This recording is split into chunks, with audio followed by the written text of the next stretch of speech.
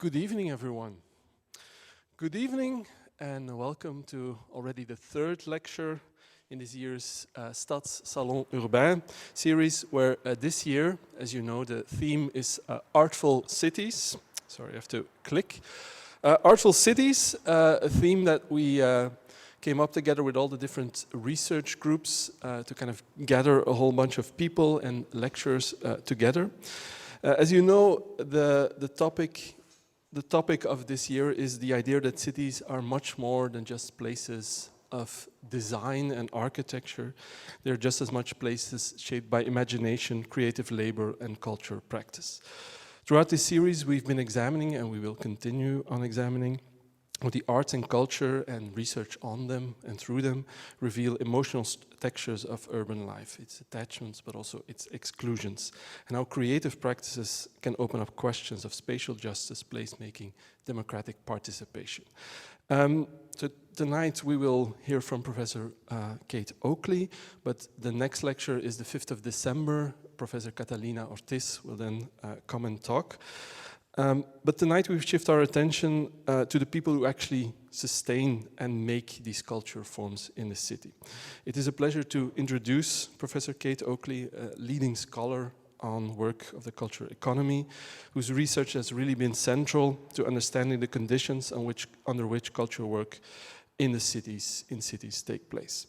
Her publications include more recently, I will go back to this slide. Her publications include most recently a book on culture policy, but also a book on culture, economy, and politics, the case of new labor, besides a whole bunch and numerous other publications that further mapped how culture industries are governed, valued, contested. Over many years, she has examined inequalities in cultural labor markets, changing trajectories of fine art graduates, and the everyday realities of festival and community artwork. Bringing these strands together, her lecture this evening invites us to think critically about the fundamental mismatch between the areas of participation and urban development, and that this mismatch, she claims, is at the heart of the of the problem of urban cultural policy. Please join me in welcoming Professor Kate Oakley.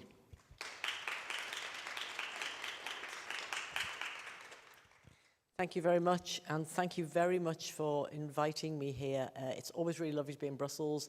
I came here like once a year for several years when I was an external examiner, and I always used to really look forward to it. And I'm actually staying in the same hotel as I stayed in then, so it's like a nice trip back to the past.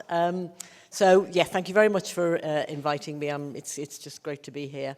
I also want to thank all the students who came to talk to me this afternoon with very interesting and provocative questions. It was really helpful. It's always slightly terrifying when someone says to you, can you remember this argument you made like 15 years ago or something? And then they point out very gently and kindly some hole in this argument, and you're sort of thinking, I really can't remember the arguments I made 15 years ago, so I hope what I said made sense to you and was helpful to you. But if I caught myself out in some incredible contradiction, then, you know, mea culpa, I would say. I'm normally not someone who reads talks, and I'm not going to read this, but I have written some of the stuff down. So I'm going to do an awkward hybrid of half reading and half not reading. But hopefully it'll work out. And there'll be some words on the slides, but I won't necessarily refer to the words on the slides. You'll just have to bear with me. But I'm very happy to share slides or anything like that with anybody afterwards if they want them. And if anyone's wondering why all the photographs on these slides are slightly wonky and kind of blurry and not very good, it's because they're mine. So they're just random snapshots of cities I've been wandering about in and were chosen for that reason, so that's why. Okay, let's get on with it then. Okay, so the series is obviously about the artful city. I'm going to have less art probably than some of the talks, so apologies for that. But it's about the artful city, but also the idea of kind of participatory processes and the kind of notions of the kind of effective city and those kind of things. And as soon as I was invited to come, the thing that interested me most about that was the kind of contradiction or the tension between the idea of participation, which has been so central to kind of urban policy in many respects in the last couple of decades, and the idea of running alongside this idea of the kind of creative economy or the creative city, where where artists themselves are often involved in those policies or those processes rather of participation and consultation, but simultaneously excluded from them as artistic workers and kind of cultural producers. So that kind of tension was kind of really interesting to me. And I think the role, I'll hope to talk about this a bit more throughout the talk, but the role that artists and cultural workers, and I apologize for moving between the two things, the two terms, and I realize that cultural workers don't always describe themselves as artists, and artists very rarely describe themselves as cultural workers, and I use both terms kind of simultaneously, so, but to refer to the same thing. But the artists and cultural workers have been really kind of central to these processes in lots of conflicted and conflicting kind of ways, and it's just unearthing those kind of conflicts and those contradictions and tensions that I mainly kind of wanted to do tonight. I'm going to start from the argument, I suppose, that we have, and I think this is reasonably well acknowledged, at least I hope it is, a kind of broken creative economy kind of model, or creative city, creative industry even model. I first started working in this area, getting on for 30 years ago. And as I was saying to some of the students this afternoon, it still amazes me that it hasn't kind of completely unraveled by now, that it's still here in this, I think Justin O'Connor calls it a kind of zombie state. And it still has salience for reasons that I am going to talk about later on. But it is broken in the sense that I think as a tool for developing urban economies or regenerating post-industrial cities, things it was sort of set up to do, it's largely failed to deliver on the social goals associated with that. It's largely failed to deliver a more balanced form of economic development. Whether it's culturally worked or not, I think is a whole other kind of set of questions that we can talk about. But certainly, as an economic development tool, I think it hasn't entirely worked in the way that it was envisaged to kind of work. So I think we do have a broken model. And it's kind of people, I think artists in particular and cultural workers have really kind of lost faith with this model, I would say, in the last 5 years, certainly kind of post-COVID. I certainly noticed this in the UK. It's much harder to get them to engage in some of these processes than it was even a relatively short time ago. So I think the model is broken, if not, but certainly not destroyed. It absolutely lives on. But as we know, we can live with kind of zombie discourses in society for very, very long periods of time. And I think this one is still running, but I do think it's highly problematic. So alongside that, we've obviously seen other waves of kind of urban policy making, creative cities, placemaking. I think you had to talk on placemaking last time, I think. Pride in place is a term that is sometimes used in the UK, and I'll talk about that a little bit more. So there's been these other kind of waves of urban policy making, often attempting to find the same kind of goal, the same elusive idea of a kind of balanced form of economic development which will cure the economic and also social ills of our societies, which seem to inexorably get worse rather than better, regardless of what we try to do. My aim in these things is to be critical, but also to recognize that, there aren't a lot of good options out there. So people who are pursuing these kind of things are often doing it for very good reasons and in very well-motivated ways, because, good ideas, as I think Jamie Peck said about 20 years ago, are not thick on the ground for this kind of thing. There aren't a lot of good ideas hanging around. But there have been these waves of policy making, all aiming for that sweet spot of balanced social and economic development, which seems incredibly kind of elusive. As I've said, artists and cultural workers are simultaneously involved in these things. In many cases, they are the object of policy in some cases. So the whole idea of the talent-led economy, I suppose, if we think in a kind of Floridian kind of sense of, we need to get these people to move to cities because they've got lots of talent and they've got lots of ideas and the economic growth will flow from them. So they're the object of policy. They're the desired object at some element of this. We must get more of these people in the economy. We must educate more of them. We must get them to move to our city. They're also implicated in the sometimes problematic discourse, and I think some of them feel implicated. I think it's very difficult for not so much individual artists and cultural workers, but certainly for arts and culture organizations to uncouple themselves or unhook themselves from the discourse of the creative economy, because in some ways they've done okay out of it.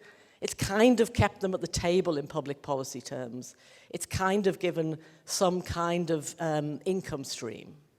Without it, they would probably be in a lot worse position than they are. So they've become kind of implicated in some of these discourses, even when there is concern that, you know, a discourse of creative economy doesn't recognise, for example, all the great things about arts and culture, but is largely economically focused. They know that. They complain about it. And yet, when it comes to any moment of sort of public discussion, we've got a budget in the UK, and the budget in the UK next week, and all the arts and cultural organisations will be lining up to say how much value they bring to the economy, and how they mustn't have, what they need is more support, or what they need is, you know, tax cuts or something, because they're incredibly valuable to the economy. They cannot unhook themselves from this discourse, it seems to me now. They're very kind of, so they're kind of sometimes implicated in it, but they're also resistant to it. I've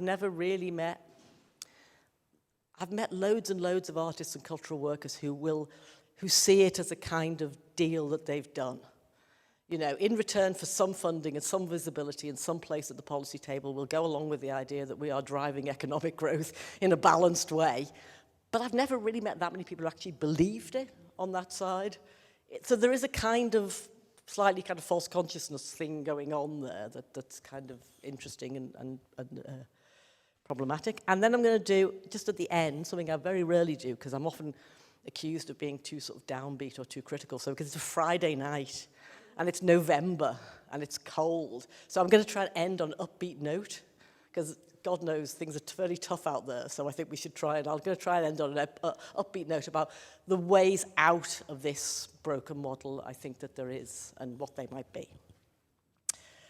Okay, but before I do that, let's start with, ooh, she says, that's right. I also might drop papers at some point, because I'm slightly klutzy, so apologies in advance if I do that. Let's start with cities themselves. What about cities? So I'm going to say some things that you all, as students and teachers in urban policy, know very, very well, but it's just to kind of establish the framework for the debate. So what we know about cities is that a stark and continuing and deepening polarization between superstar cities and left behind cities, between superstar bits of cities and left behind bits of cities, has been going on for 30 years, 40 years, a very long time of economic polarization between types of cities, and has probably since the global financial crisis increased. It seems to deepen, that tendency seems to deepen more and more. There are more rewards to successful cities and successful parts of cities, fewer rewards to unsuccessful cities, and that, as I say, that just seems to kind of deepen and intensify. A geography of discontent is how one urban geographer describes this. And it is seen, I think, as having particular political salience now in a way that maybe it didn't a decade ago, because it's seen to be very much this sense of left behind places is very much seen as fueling the growth of kind of populism, in a sense. So left behind places are economically deprived, but they're now also seen as being kind of hotbeds of reactionary thought, and places which are, and in some places that might be true, I'm not saying it isn't true, but it adds to the stigmatization of places as well, that they're seen as left behind, they're seen as kind of neglected and forgotten and not developed, while other places kind of, you know, race ahead of them in some ways. But this, you know, this tendency is real, and it is, as I say, you know, for the most part, kind of intensifying. The effect also of austerity policies that we've had in many sort of European countries has been worse in these places, in the left behind places, and so i.e. the cuts in public services, which affect everywhere, bear down particularly heavily on places that are left behind. They have less resilience, they have less ways of fighting back, all those kind of things. And the focus on particular kind of cities has got, you know, kind of worse and worse in a sense, because the returns to capital, certain forms of capital, have been so high, and the returns to other forms of capital have been essentially so low. So if we just take London and Paris, for example, as kind of big European cities, I think Paris accounts for about a third of French GDP. It accounts for almost a similar amount of spending, and spending on Paris has gone up faster than spending on anywhere else in France, partly because of things like the Olympics, but also just because policymakers know that if they put money into Paris, there's some chance of them getting a return. If they pour it into other places, there's less chance of them getting a return. You know, Britain is equally the case in the UK. London is 25% of UK GDP, but if you add the Greater Southeast area, it's like 45%. I mean, and Britain and France are both incredibly centralised countries, so they're probably not good examples in that sense. I mean, their capital cities carry a much heavier weight in that sense than other, more federal systems like Germany. But nonetheless, this is a pattern that we can see across the world, this kind of intensification of the role of kind of global cities and leading cities and the money that pours into them and the way that they generate more GDP. So it seems to be a very kind of vicious sort of circle. So as I say, the geographies, the different geographies of left behind places will vary quite a bit from kind of country to country. So I'm always conscious that when I'm talking about that, you need to know countries quite well to know what a left behind place looks like. For example, in many countries in Europe, we would speak about rural areas in this way. And the UK has a weird kind of rural geography. Most of its poorest areas are post-industrial cities or post-industrial suburbs. Rural areas in Britain are weirdly well off in many cases. For historical reasons, there are parts of the country that have poorish rural areas, but there is a kind of strange particular economic geography that is different in different kind of places. But we do see this sort of geography of discontent playing out in different cities, certainly across Europe. And as I say, the impact of austerity has borne down particularly hard on these post-industrial particularly, but poorer areas. And it's often been accompanied by kind of what you might call boosterist economic strategies. For the reasons that I've just laid out, it's very difficult. There aren't a lot of good ideas for how you revitalize post-industrial towns and cities. There aren't a lot of good ideas for how you close the gap between them and other places. So they've been subject to these kind of waves of policy making, of which the creative city is simply one of them. But as I say, there have been a kind of series of kind of political consequences to this, which we're slightly more aware of or attuned to at the moment, maybe than we might have been at other kind of times. So this is just a quote. I will read it out. The current structural crisis taking the form of stubborn stagnation, which it absolutely has. Despite unprecedented monetary stimulus, slow economic growth, a low rate of capital accumulation, stagnating real wages, worsening economic security for working class people, conditions that have helped to produce new political polarizations. So as I say, we see this sense of a turn to often kind of reactionary forms of politics in these kind of areas because economic circumstances have got worse and are getting worse, leading to the kind of and deepening kind of stigmatization of those places as being the kind of places that would have reactionary kind of politics. And that's, it becomes almost a kind of self-reinforcing system in some ways, I think, in the way that we're kind of dealing with that. And as our societies continue, I suppose, to produce greater and greater social and spatial inequality, we're still kind of struggling to really kind of address this. So things like the creative economy have not address this at all successfully. It's really hard to do a creative economy strategy in somewhere where the population is largely old, where young people leave to go and work in bigger cities, where you have low levels of education, and you don't have a lot of kind of urban cultural facilities to start with, and you don't have a great density of population. This has not stopped people trying endlessly to do creative city or creative region or creative places in some of these cities. But, it's really hard to make them work. It's certainly hard to make them work in a way which will anyway address the level of economic deprivation or economic problems that these people face. And so I think one of the questions I got this afternoon was about what should cities in, post-industrial cities in economically dire circumstances do about the kind of creative economy. And my answer is sort of probably nothing. It's really hard to make this work against the grain. It's quite hard to make it work anyway, but it's really hard to kind of make it work against the grain in these places, which, as I say, hasn't stopped people doing it. But more recently, we've seen, I suppose, a turn, certainly in the UK, but I think we've come across it elsewhere as well, of a recognition of the political consequences of economic deprivation and decline in these kind of areas, and a turn possibly to what one might call an effective turn, essentially, a turn to saying these, instead of just having kind of boosterish economic strategies for these places, which generally fail to work, there's been a turn to saying what we must do, given that we have no economic or social answers to the problems of these people, we must make them feel better about where they live. That's the answer.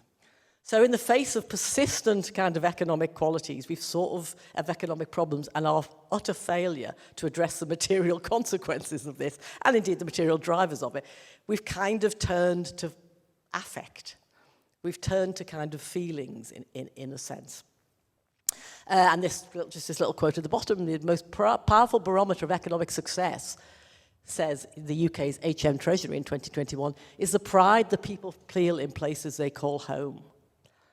Now, you really don't have to know a lot of economic geography to know that this is absolutely not true. There are lots of places in the world where people feel incredibly attached to where they live, have huge amounts of pride in it, and which are absolutely economically devastated. Similarly, there are big, global, expanding cities which people complain about all the time, and they complain about house prices, and they complain about the traffic being so terrible, and they may think of themselves having very little attachment to it because there's a lot of mobility, and they are very economically successful. So my point is partly I think there is no economic relationship to how much people love their hometowns or their home regions or their place, and how economically successful it is, but also it's kind of a sign of desperation that we've sort of given up on trying to deal with the social and economic problems of this, and we're kind of saying, but you like it, don't you? At least you like it. At least you're proud of this place. Here's something you can be proud of about this place. It's a little bit like when your workplace decides that, you know, you're not going to get a pay rise or something, but there's a kind of free yoga classes. Or in my institution, for example, there's a well-being room, which is just a room with a kettle in, as far as I can tell, where you can go and sit if you feel under some kind of stress.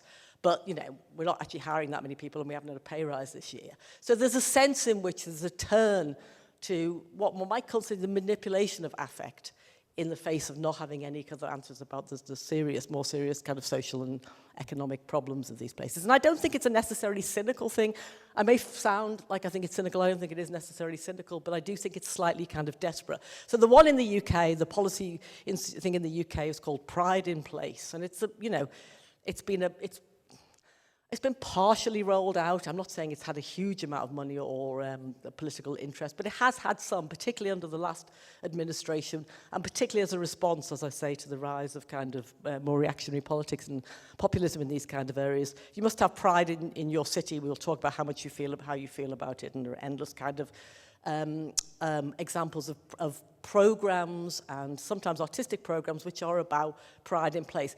And this could seem, on one reading, this could seem like it was a slightly more hopeful alternative to the creative economy, because they're no longer saying, you know, the creative economy is going to transform the economy of this place. We're just saying, oh, but don't you love the fact that such and such a famous comedian came from your town, or your town is famous for this, or you have this great tradition of, I don't know, artisanal knitwear, or something like that. Here, you must have pride in where you come from, things like that. But it's not just the UK. France has Action Cœur de Ville, which was largely in response to the Gilets jaunes kind of movement, and in Japan there are civic pride charters across cities where, outside of the main metropolitan areas, where people are encouraged to say what gives them pride in their kind of cities and what gives them pride in their place. And to be really clear, I'm not saying any of these things are in themselves a bad thing. It's good that we should celebrate not just the glamorous and the international and the global, we should also celebrate the local and the distinctive, and it's perfectly reasonable that people, at least we've moved away from the discourse of mobility, which says if you're living in an economically deprived and failing region, you should move to a big city where you become successful. That's not good either. But I do think that the wave of these things is partly a sign of running out of ideas rather than having particularly good ideas about what to do. And I also, as I say, don't really believe there's a great relationship between that and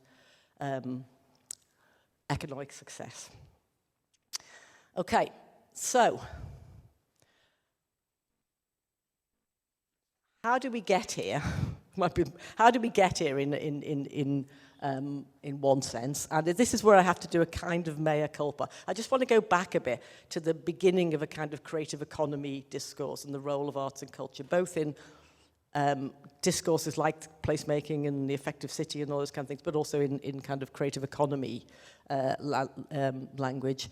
And I just want to sort of, as I say, want to have a slight kind of mea culpa moment. Let's remind ourselves why. This is a quote from something I wrote in 1999, which obviously dates me, but also dates the discourse of this kind of thing. And I think, if we think back to that period, and obviously some people in the room will be able to do that because you were probably not alive or something, but if we do think back to the kind of that late 90s moment when a lot of these frameworks came around, there was an idea which I think did have a sort of potentially kind of progressive and still interesting idea, which is that you could combine something like people's sense of attachment, something like, not pride in place, but something like people's local cultural activities in a way which could lead to the development of cultural economies in these places, which could, as it says here,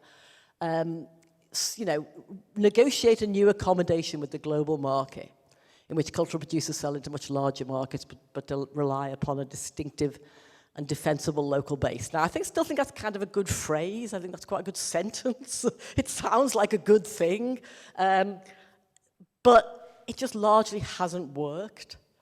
I think the idea that you could trade on local distinctiveness, local cultural activities, that you could encourage that sense of belonging in places, and that you could make that something which wasn't parochial and inward-looking, but could actually articulate to a kind of wider world while retaining a sense of locality, is a good idea, but it hasn't really worked. It hasn't really worked for lots and lots of reasons, partly because this idea, which I might call a kind of cultural industries kind of idea, then gets hijacked by a much more narrowly economic discourse around this. So it just becomes creative industry is going to generate this much jobs, this much GVA, that kind of thing.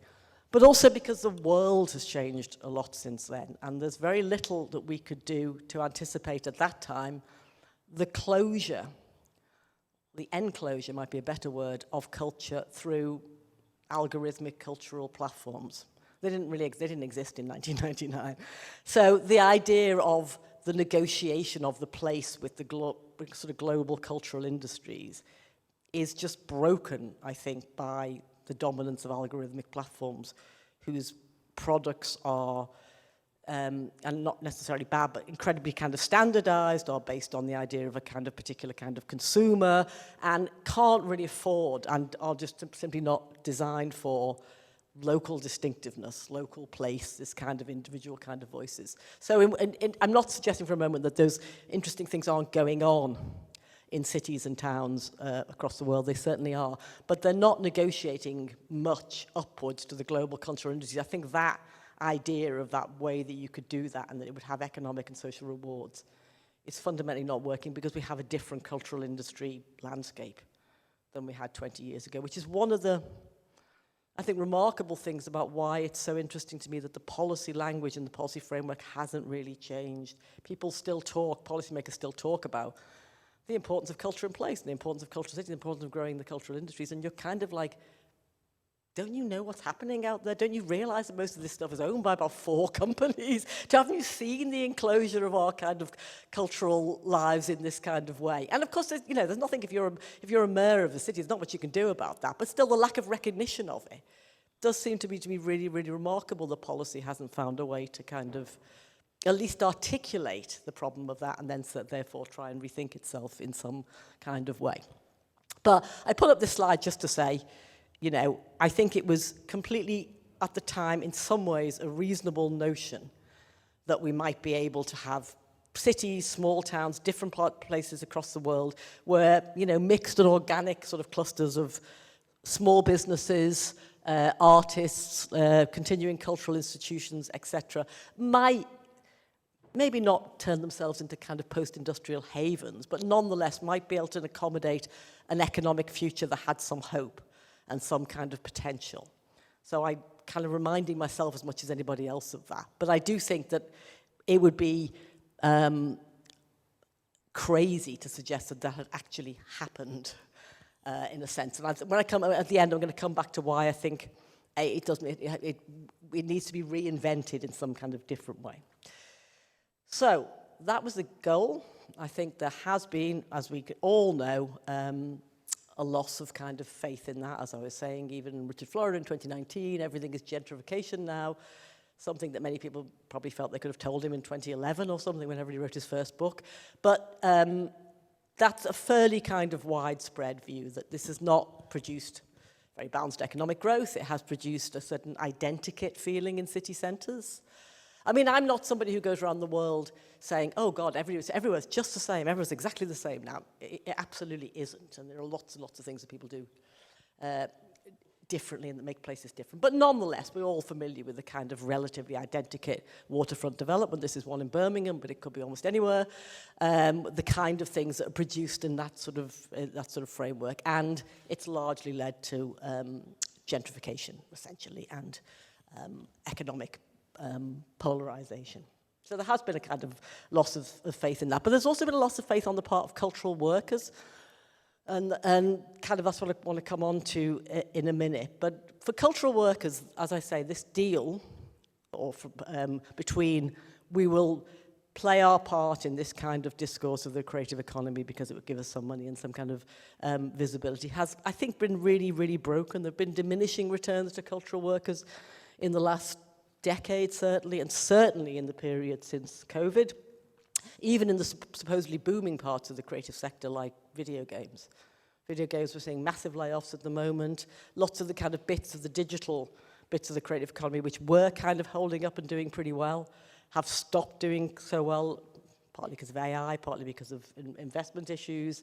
And artists, what you might call the kind of core artistic cultural workers, have seen, as I say, not no return, but certainly diminishing returns from this kind of things in the last kind of 10 years, certainly. So public pay has tended to decline in these kind of sectors. Contractual conditions have certainly got worse for many artists and cultural workers. Money is more short-term.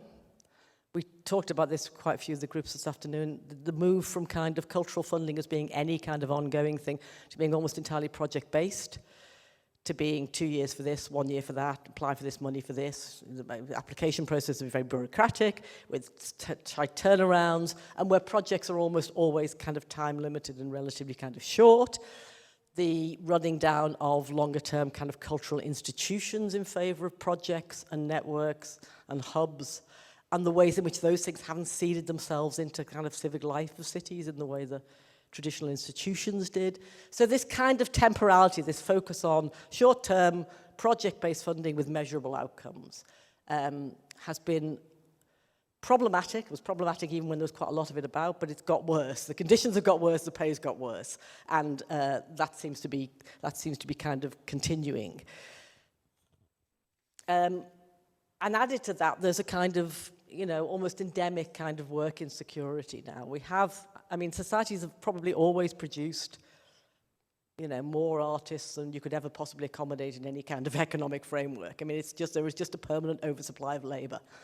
And, you don't have to be a labour economist to know in the situations where there's a permanent oversupply of labour, you're going to get exploitation and poor kind of working conditions. But the oversupply of labour doesn't seem to be drying up as yet. My own feeling is it probably will at some point, but at the moment it doesn't seem to be kind of drying up yet. So we've seen this kind of worsening of conditions and a general kind of loss of faith, the feeling that, we did our bit, we went along with this kind of creative economy thing, we took part in these projects, we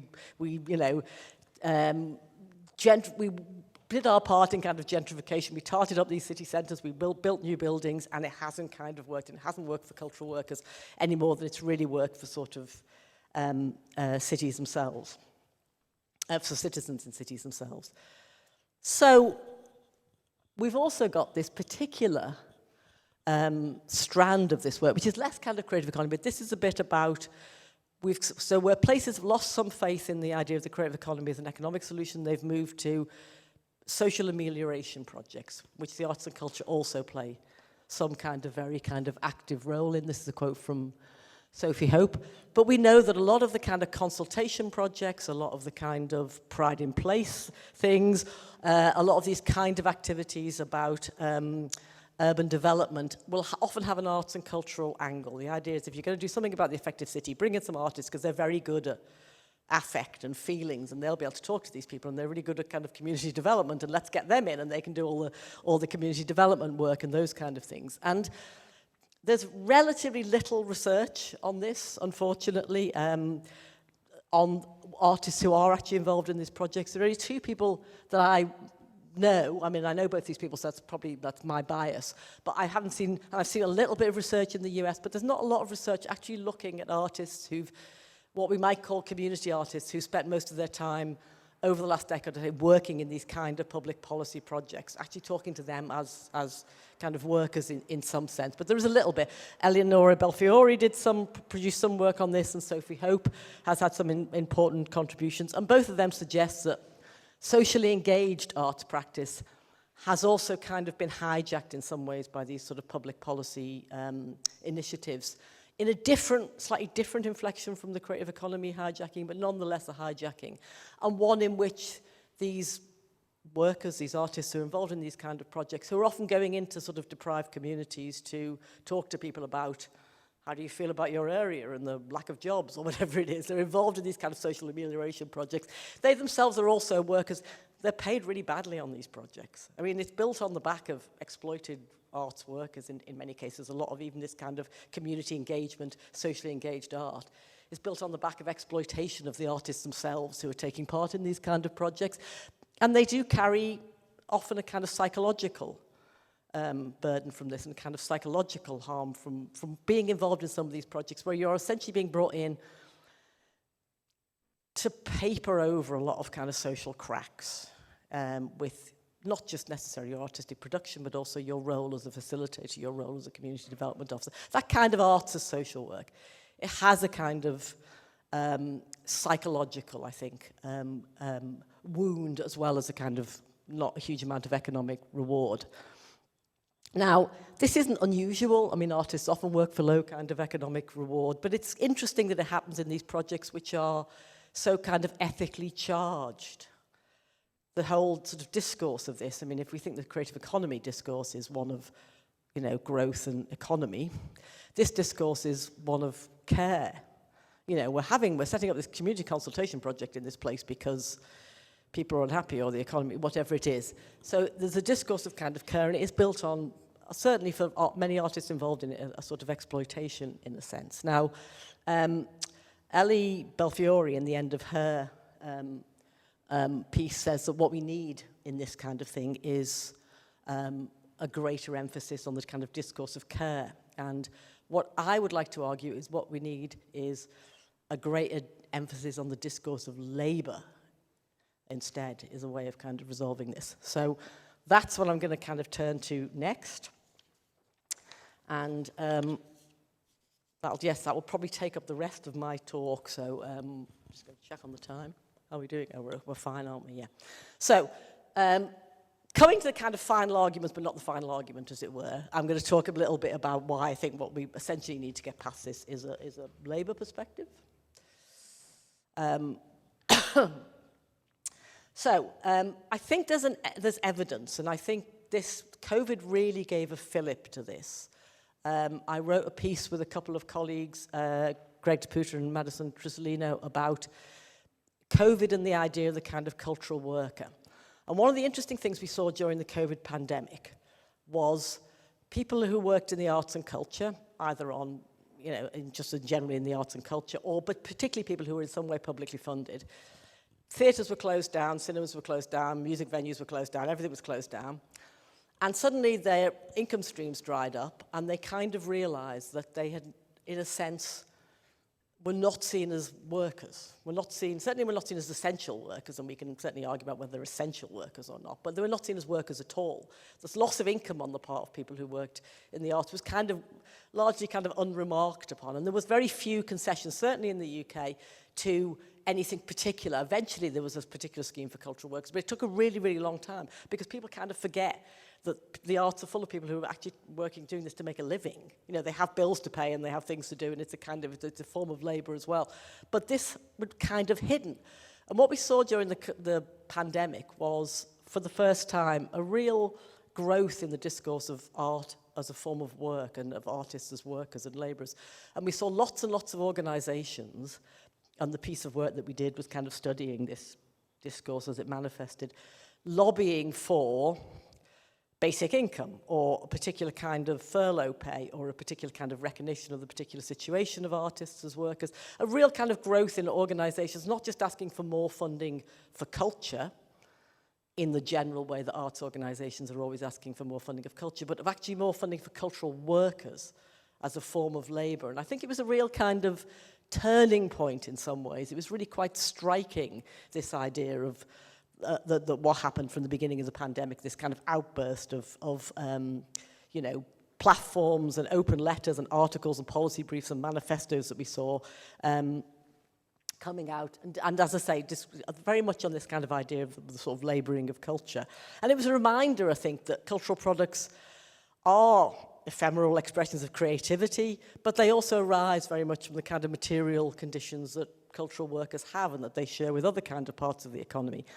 And in the way, what we were trying to capture was this, by calling it the kind of labouring of culture, was what Michael Denning, in his fantastic and underread book, The Cultural Front, was talking about when he's talking about American arts workers in the 1930s. And the idea of turning this into, thinking of this as a form of labour, turning this into a form of labour, and seeing it as a form of labour that you had in common with other people. So getting away from the idea of artists being some kind of special, ethereal kind of people who don't need to kind of pay bills and go to work and don't think of their work as work.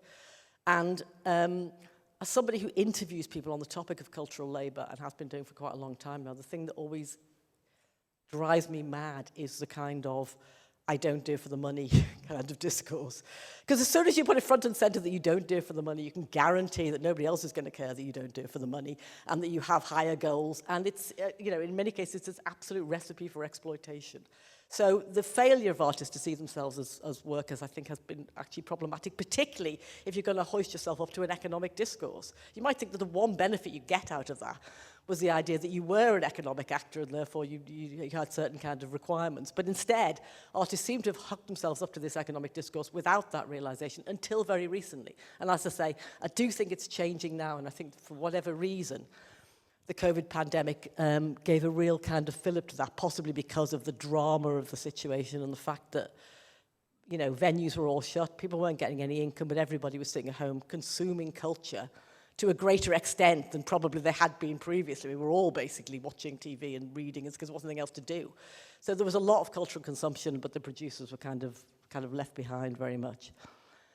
So I don't think we're quite at the Michael Denning stage. I don't think there's a lot of kind of cross-class identification of workers, and there are certainly big issues about that, which I'm happy to talk to later on. But nonetheless, I do think certainly since the pandemic and just before that, we have seen a greater realization of that artists are in fact workers, brought about in part by kind of working conditions, and in part by particular kind of campaigns about the workplace. So I suppose if we see things like even something like the Me Too discourse, or even something like, you know, Oscars So White, or any of those debates about representation and identity in the cultural industries, we can see those as a kind of form of labour disputes, because they are about workplaces and things that happen to people in the workplace. They're about identity-based issues, but they're nonetheless about your experience as a worker, it seems to me. So we've seen a growth of realisation about these kind of things, and we've also seen a growth of campaigns and people organising themselves as kind of cultural workers. So one of the few areas of trade union membership actually going up is in digital workplaces, what are sometimes called digital sweatshops. So we have seen actually a fair bit of, particularly in North America actually, of unionisation among previously ununionised workplaces, particularly in digital media and digital kind of communications, and even more recently in video games and things like that, tech sectors you would not think were going to be, you know, ripe for kind of unionisation, but we have seen some of that. We've seen really successful campaigns against things like unpaid work and internships. When I say successful, there's a lot of unpaid work in these sectors. It hasn't been driven out, but it is now, you know, certainly frowned upon and probably illegal to advertise for workers who you're not going to pay. Certainly in the UK, you can find yourself, you know, brought up in court. And there have been cases of workers who've managed to sue for back pay for unpaid work that they've done. So, you know, it's not by any means perfect or entirely successful, but it's certainly, I think, a growing sense of awareness about this. And we have seen a growth in cultural worker organising, a growth of interest in things like cooperatives. I teach a module on the cultural cooperatives, and, you know, my students are kind of very interested in it. I've noticed a change in like 20 years of teaching students about this on attitudes to things like unpaid work. My students used to 10 years ago, say, we're always asking for, you know, could we get you internships? Could you send us to work in this place or that place? And now they all say, but we mustn't do this because unpaid work is very bad because it leads to all these kind of outcomes. So I think there's a much more kind of lively discourse about this, much kind of greater realization. So that's my one hopeful, partial end to the thing. But just before this idea of kind of cultural work and cultural labor, but I also want to add into that, I suppose something about cities and something about what's happening with cities, because we started with cities and we started between the mismatch between participative, effective cities and the kind of culture within it. And I wanted to kind of return to this idea, because I do think that there is something interesting happening in cities as well, particularly because the continuing kind of breakdown, the continuing polarization is causing real significant kind of political problems, even for the successful cities. We're now reaching a point where even the successful cities are kind of struggling with this, I think, in some cases. Struggles about, I mean, we wouldn't have a self-described democratic socialist becoming mayor of New York if that wasn't the case.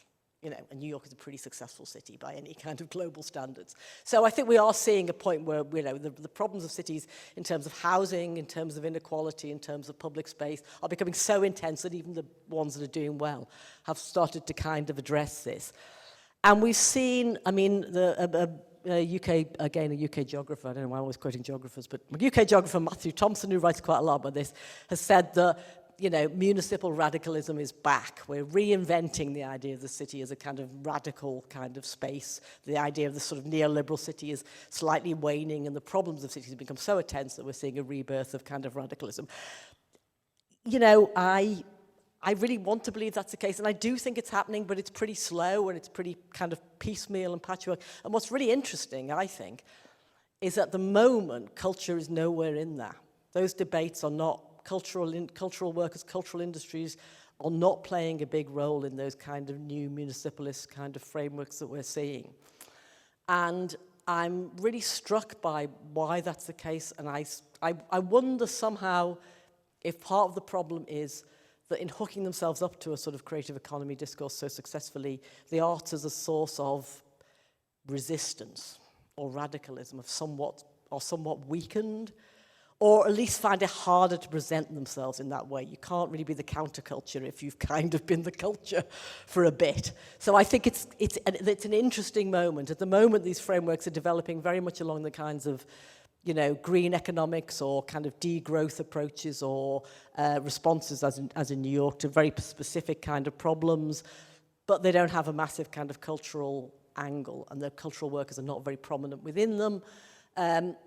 But they are getting more prominent in their own debates about cultural labour. So I suppose my hopeful answer at the end is we may come to see a slight coming together of these two things. We may come to see a rebirth of some degree of radical politics in cities because of the problems of even the successful kind of cities, and a notion of culture as a form of labour which needs to be properly recompensed and take place in properly decent conditions. And that is my wish for you tonight. So, final slide, which is of my home city. And thank you very much, and I'm happy to take any questions.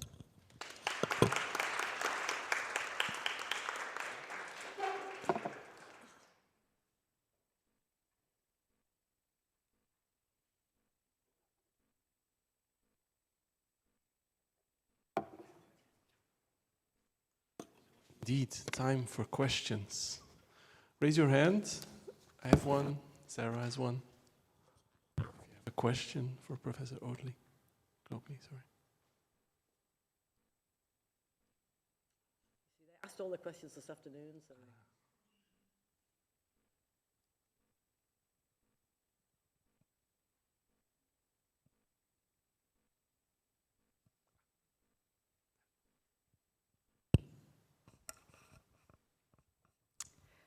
Good evening. A question from a geographer. My name is Tatiana. I was wondering, thinking about your last word on alliances and reactions in cities involving or not artists, I was wondering on which kind of grounds you would see those alliances. I've been working myself on artist workplaces, and they are not the only one to struggle to find workplaces in cities. We can think about craftsmen and stuff like that. So is it on space, for instance, or is it on more political issues? Or yeah, I would like to have your answer. I certainly think space is one of them, because we've seen a closing down of a lot of kind of public space, a loss of venues of all sorts, commercial and non-commercial, kind of shutting down the city. But I also think actually in terms of labour, so I think one of the things about the precarious nature of cultural work is that it has now become a kind of blueprint for precarious work across the economy. So we haven't been kind of enormously successful, as I was saying before, with kind of cross-class alliances on the idea of precarity, but they do exist. So, you know, there are examples of alliances between, for example, fashion models and garment workers. There is a massive growth in kind of gig work, and often cultural workers who are using one form of precarious labour, i.e. working as an Uber driver, to support another form of precarious labour, i.e. working as an artist. So I think there are potential for alliances across issues of labour, better regulation of gig work, whether basic income, those kind of things that, you know, usually seen as the answer to that. And then something absolutely about space, both social space, public space, but also, you know, housing, which is pretty much, one of the worst problems facing cities at the moment, really. It's just a massive problem for pretty much everybody. So I think there are potential for that there. But I don't think it'll just happen naturally. It's not going to sort of fall into place. It needs kind of work, I think, and that's why unearthing the critique which does exist amongst cultural workers about some of these kind of developments, but also it's almost like cultural workers have to do something which is really, really, I think, often really unnatural to them, which is to turn that critique on themselves. And that's why I talk about kind of complicity in some of these kind of discourses. So the one about labour, for example, in years and years of interviewing people and talking to people about cultural work, the number of people who said to me, I really hate doing this, but, I couldn't run my gallery if I didn't employ people who don't pay. I really need volunteers. I really want students to do this. And then you say, this is really not a good idea for these kind of reasons. And they're like, oh, yes, I know, absolutely. But at that point, labour becomes a moral imperative, which they absolutely have to do, regardless of the kind of conditions of it. So I do think there is a kind of complicity in this, which, I mean, I'm not suggesting we go around kind of tarring and feathering people or putting their posters up on walls or anything. I'm just saying that there's something sometimes in that internalized discourse of the importance of the artist and the importance of what we do for society. And I think academics are also guilty of this. So don't think I'm just criticizing them. Academics are also guilty of this. That sometimes blinds us to our own complicity in some of these kind of things.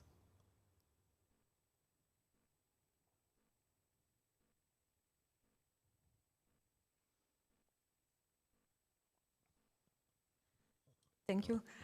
I also have a question regarding the COVID pandemic. Mm-hmm.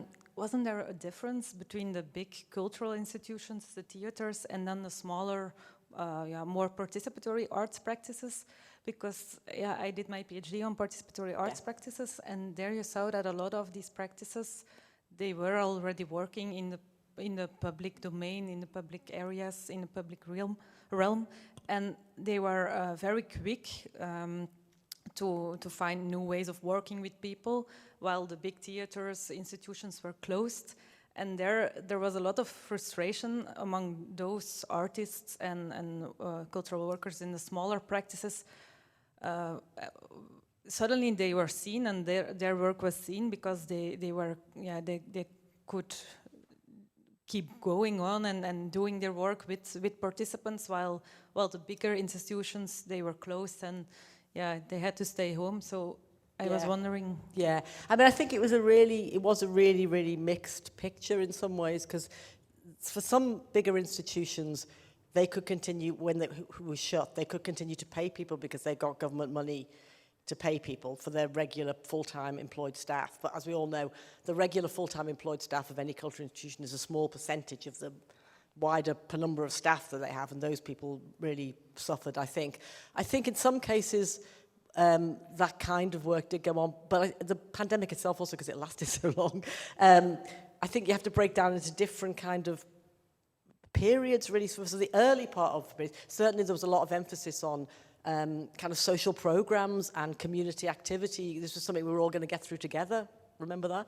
And then it seemed to me at some period, maybe a year into it, that really started to break down, and even some of those programs were kind of partly because the government was then funneling all governments were funneling lots and lots of other money just to keeping the show on the road, as it were. So I do think there was a difference then. I think a lot of those people lost their funding in the kind of second wave, really, of those kind of activities, and also people by then had become used to not going out.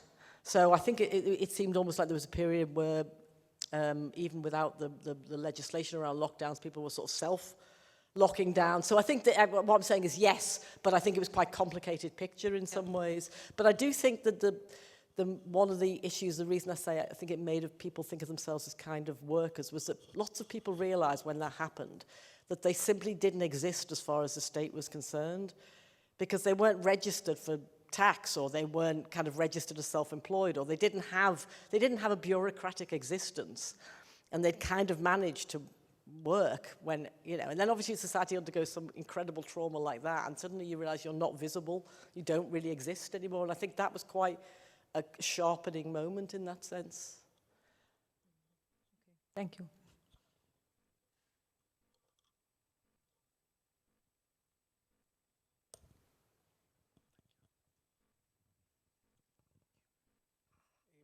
Thank you.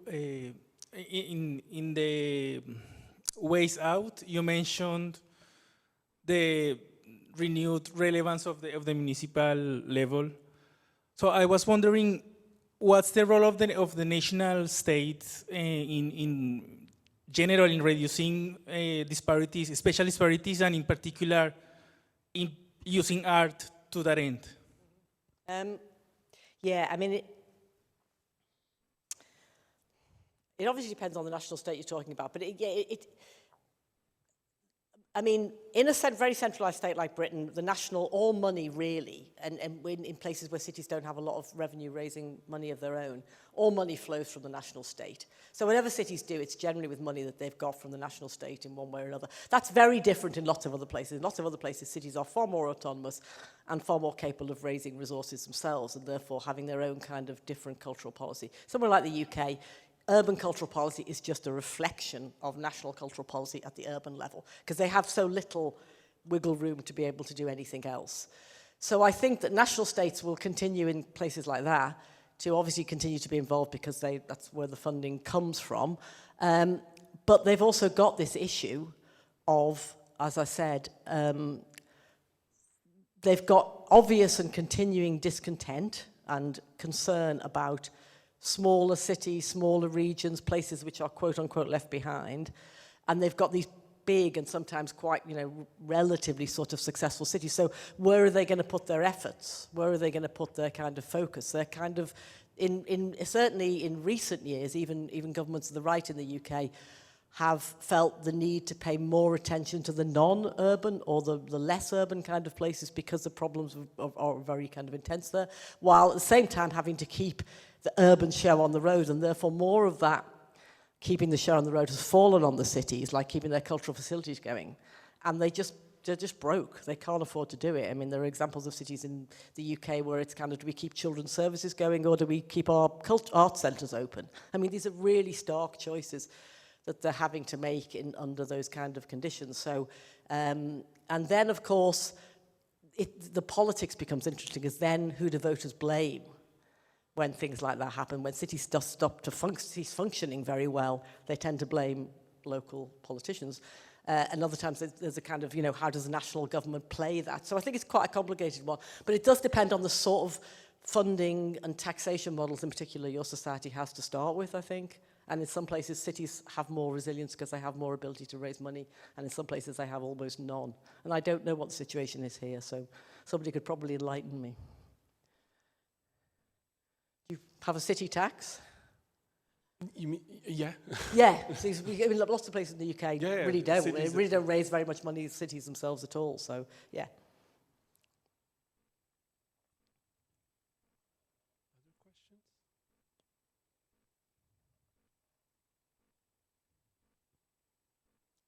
No? Then we can maybe close the Q&A. So before we thank Professor Kate Oakley again, you know there's a participatory part to this evening, namely getting the chairs to the back of the room. We have to clean up this room.